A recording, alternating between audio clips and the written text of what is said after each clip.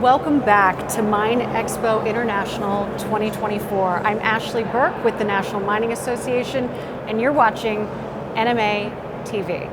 I'm so happy to be joined right now by Vicky Peacey of Resolution Copper.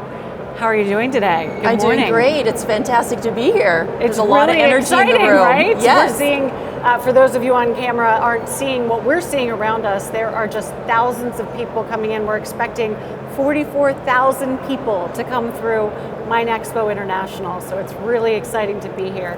So I want to get a little bit from you on kind of your backstory, what brought you into the mining industry.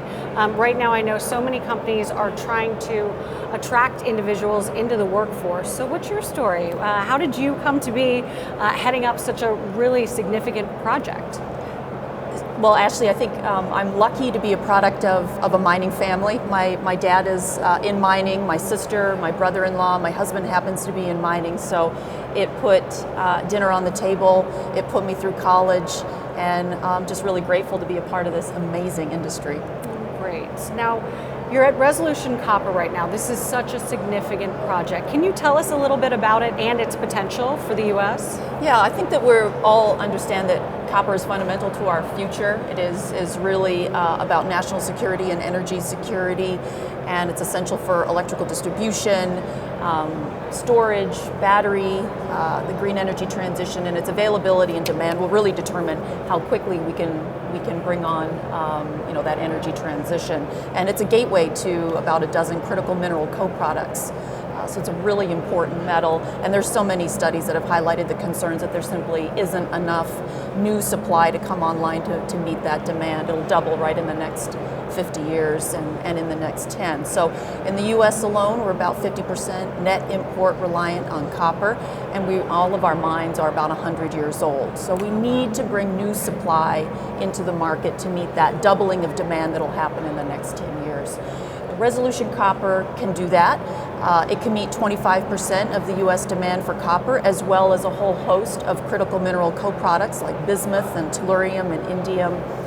And the thing that's unique about it, it is in an area called the Copper Triangle. This is a place where mining has been the fabric of the community for over 100 years. It is a brownfield redevelopment of an existing mine, and it's underground, so the footprint will be far smaller, the grades are higher, and it's really the way that we should do mining today. So that's exactly what I was going to ask you about next. So I think mining is so unique because the people who work at mines live in those communities, their families live there, their children go to school there, they really care about the environment, they really care about community jobs, giving back. That sustainability, that community involvement aspect is just so important.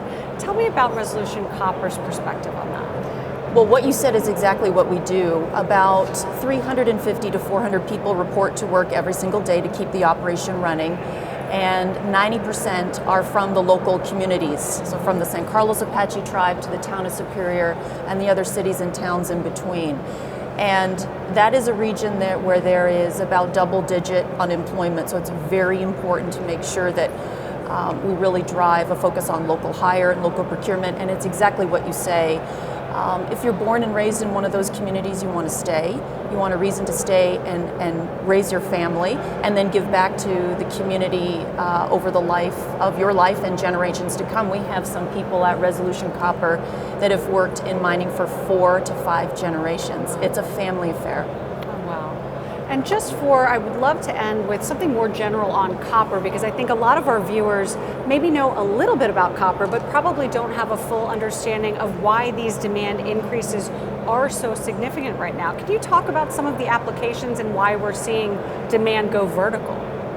It is a lot of different factors, but copper is the metal of electrification, so nothing conducts energy like copper, and there's really nothing that can replace it. So it is the metal that will fuel the energy transition. It's required in electric vehicles, battery storage. Our new transmission lines and power grids can't survive without it. Wind turbines, solar, it's in every single energy transition technology, but is also in day-to-day life. So your homes have copper wiring. The antibacterial properties of copper are so important. It is everywhere. We need it for everyday life.